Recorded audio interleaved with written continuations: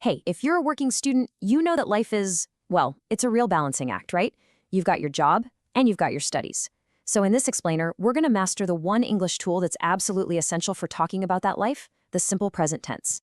So, let me ask you something. When someone asks, hey, what's your week like? How do you answer that in English?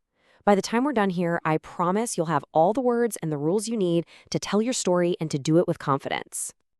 All right, let's dive into section 1, your two worlds. We're going to start by talking about the unique life you lead. Because really, you're not just a worker or just a student. You're kind of living in two different worlds every single week. So check this out. Monday to Friday, you're a factory worker. But then, bam, the weekend hits and you totally transform into a university student. Think of English as the bridge, right? It's what connects these two really important parts of your life and lets you share your whole story with people. Okay, on to section 2, the words, which are your daily actions. Look, before we can build a house, we need bricks, right? Well, it's the same with sentences. We need the right building blocks. And in this section, we're going to get all the essential vocabulary, those action words you use every day. So let's talk about your work life first. What do? You clock in the morning and you clock out at night. You operate a machine. You check the quality of the products. And yeah, sometimes you probably have to work overtime. These are your core work verbs. And then the weekend rolls around and everything changes. Your vocabulary switches. Now you attend class, you submit assignments, and you have to manage your time super carefully. So there we go. We've got the words. Now let's start building with them. All right, section 3, the rules. This is all about the simple present tense. Think of this as your grammar toolbox. We're going to keep it super simple and clear because these are the rules that will give your words some real power. So we're going to master just 3 basic forms. That's it. Positive sentences for talking about what you do, negative sentences for what you don't do, and of course, questions so you can ask about other people's routines. See? It's really that simple. Okay, this is probably the most important rule, so listen up. For I, you, we, and they, the verb is super simple. I work. You study. Easy. But for he, she, or it, you've got to add an S or ES at the end. It's not I work, it's he works. That tiny little S is everything. It's the key. And here's a perfect example from your work life. My supervisor, okay, that's a he or she, right? So we don't say, my supervisor, check. No way. We say, my supervisor checks. See that S again? It's a small detail, but trust me, it makes a huge difference. Okay, so what about things you don't do? How do we say that? Easy. We use these awesome little helper words, don't and doesn't. For yourself, you'd say, I don't work on weekends. But for your friend, he doesn't take the company bus. It's that simple.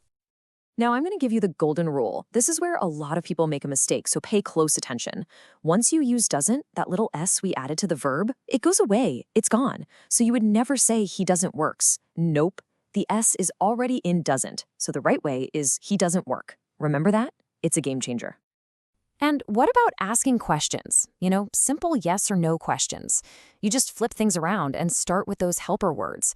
You start with do for I, you, we, or they.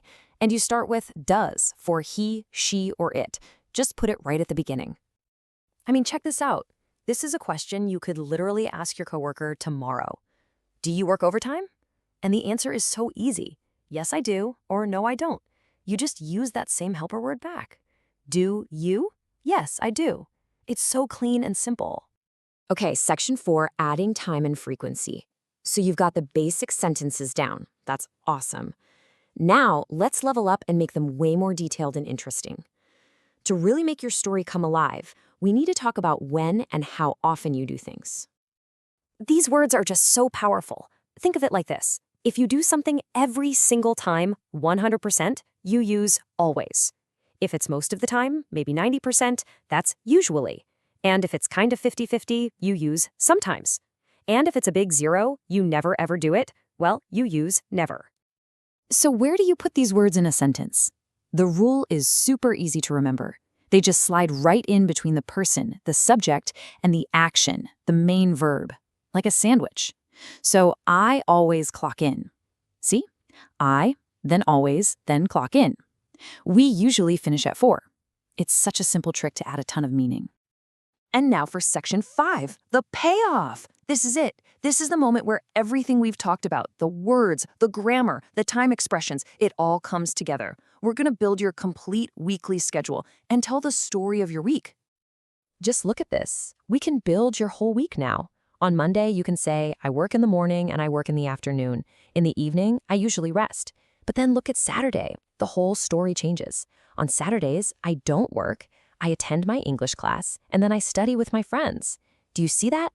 You're telling the full story of your two different worlds, all with the simple present tense. Okay, let's wrap this up with section 6, the most important part, the call to action.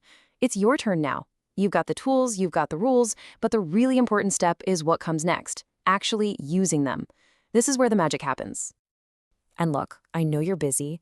You don't need to find hours of extra time. You can do this in the small moments. When you're on the bus, try to describe what you see in English. On your 10-minute break at work, review one new word. When you're doing your job, just think to yourself, what's the English verb for this? It's all about integrating it into your day. And please remember this.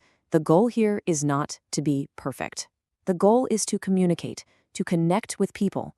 Every single mistake you make is actually a step forward. So be brave, speak up, try out a sentence, and just trust the process. You're learning. So, I'm going to leave you with one final question to think about.